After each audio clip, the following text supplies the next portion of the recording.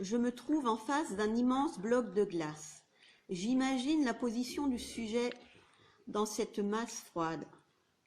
Comment donner de la vie à cette forme carrée et glaciale? Je réfléchis, j'hésite. Je me demande si j'ai choisi le bon matériau, moi qui n'aime pas le froid. Je me lance un peu au hasard. L'inspiration suivra peut-être, peut-être pas. J'enfile mes gants. Je saisis un marteau et un petit pic pointu. Je commence par arrondir les contours. J'élimine les arêtes. Je m'arrête. Étudie le premier travail. Pas très convaincant. Qu'ai-je envie de réaliser? Une sculpture réaliste, floue, imaginaire? Tout à coup, je me décide. Enfin, j'ai trouvé. De toute façon, je n'ai plus le choix. Mes doigts s'engourdissent. Je reprends mon outil. Je creuse le haut du bloc. Une tête de femme apparaît. Je continue avec ardeur. Des éclats de glace volent autour de moi. Petit à petit, un corps allongé se profile, visage tourné vers le ciel. L'aspect rugueux ne me plaît pas. Je termine mon œuvre en polissant les contours.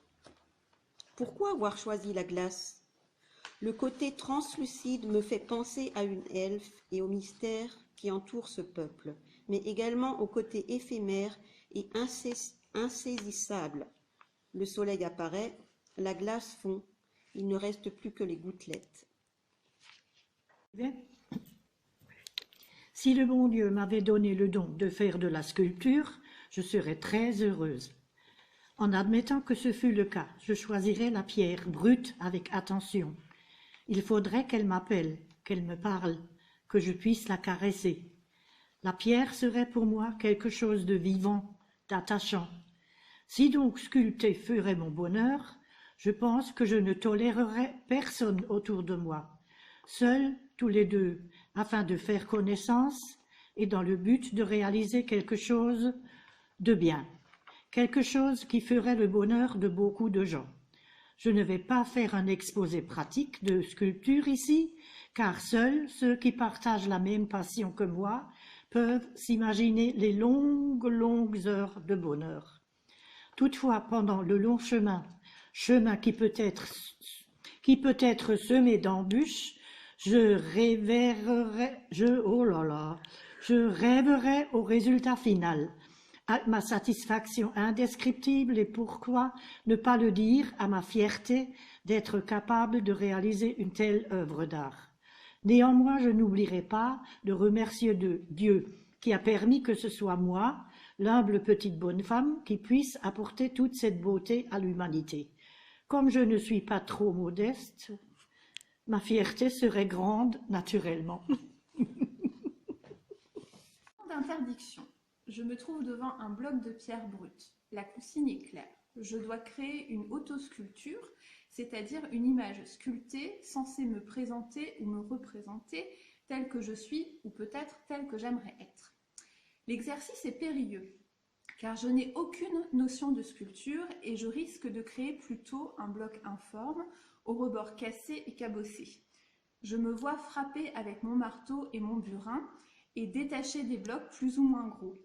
Mon bloc devient des blocs. Rien ne ressemble à ce que j'imagine. La colère me gagne. À frapper bêtement comme je le fais, je gâche une matière précieuse. Ce n'est pas du tout la pierre qui me préoccupe, mais c'est le temps. Perdre 1 heure, voire 2, pour ne rien avoir à la clé que quelques milliers de fragments de pierre à mes pieds, j'avais une vision différente quand je me suis inscrite à cet atelier de sculpture. Immobile, je contemple la pierre. La colère cède la place au désespoir. Je jette un regard autour de moi. Les autres participants ont commencé le travail.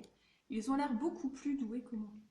J'en vois même qui ont commencé à donner une forme douce et quasiment humaine à leur bloc de pierre. Je serre le marteau dans ma main. J'ai bien envie de le balancer à travers la pièce. J'imagine le bruit du marteau se fracassant sur le sol, les visages qui se lèvent, interdits. Je vois l'animateur se rapprocher de moi d'un air menaçant. Il va m'exclure, j'en suis persuadée. Reste à savoir si j'arriverai à le convaincre que je ne l'ai pas fait exprès. J'entends une voix derrière moi. De peur, je manque d'en lâcher mon marteau. C'est l'animateur justement qui nous dit de ne pas avoir peur et de commencer le travail comme nous le pensons. Qu'il est drôle. Je ne pense à rien à ce moment précis.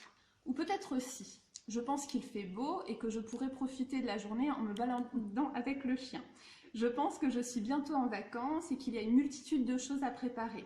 Surtout ne rien oublier. Prévoir, noter, checker. Pour un peu, j'en aurai le tournis. Mon voisin me lance un regard interrogateur. J'ai envie de lui faire une grimace, mais je me dis que ça serait malvenu. Le gaillard mesure au moins 1,90 m et il a des paluches comme des gants de boxe. Je préfère lui sourire bêtement. Il hausse les épaules et se remet à buriner. Je le vois qui s'applique et j'aurais presque envie de rire. Ce géant qui s'applique comme un enfant à sculpter la surface rêche de la pierre, il me fait penser à Shrek. Pour un peu, je me croirais dans un dessin animé ou peut-être un conte de fées. Je sais, en fait c'est un rêve, ou plutôt un cauchemar. J'aimerais bien attendre encore un peu pour voir si je vais enfin me réveiller et pouvoir reprendre ma petite vie normale, boulot, dodo, sans prétention. Mais je vois l'animateur qui se rapproche et j'imagine bien que ça ne va pas se passer comme ça.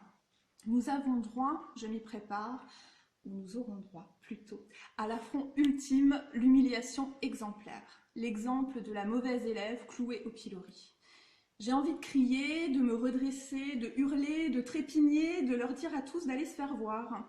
Oui, c'est vrai, je n'écoute pas les consignes, je ne les respecte pas. C'est parce que je suis une femme libre, moi, monsieur. Personne n'a à me dire ce que j'ai à faire, et surtout pas si je suis armée d'un marteau et d'un buffin.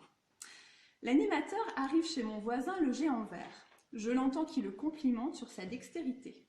En même temps, pas compliqué, quand on est taillé comme une armoire à glace, de manipuler un marteau lourd comme une enclume. Ça fait 3 minutes que je le tiens, ce fichu marteau, sans l'avoir levé une seule fois, et j'en ai déjà mal dans le bras.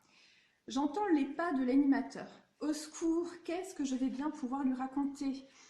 Que des siècles de lutte féministe m'incitent à rejeter toute forme d'esclavage, que je ne suis pas digne d'exécuter bêtement ces consignes à la noix, que la liberté est le bien le plus précieux, ou alors je pourrais essayer de l'attendrir. Je n'ai pas d'idée, je suis fatiguée, je fais de l'insomnie, des migraines, de l'asthme. Non, non, non, non. Je vais faire ma blonde, c'est mieux. Ah bon, l'exercice a déjà commencé. Excusez-moi, je n'avais pas compris. Et il faut faire quoi exactement ? L'animateur s'arrête devant mon bloc de pierre brute immaculée d'un air interrogateur. Et là, une illumination. Je fais un petit sourire contrit, je rigole doucement, un peu bêtement, et je lui dis « Vous aviez dit une sculpture naturelle, je n'avais pas trouvé mieux. » J'aurais voulu être un animal, mais je ne sais pas lequel. Un moustique donnant le chikungunya en piquant les gens que je n'aime pas, pour qu'ils me laissent tranquille, ou bien un lièvre pour narguer les chasseurs. « Coucou, je suis là. Attrapez-moi » en leur faisant un pied de nez et en filant dans mon terrier. Finalement, pourquoi pas un buffle? Ils ont tant de patience, même sous la pluie.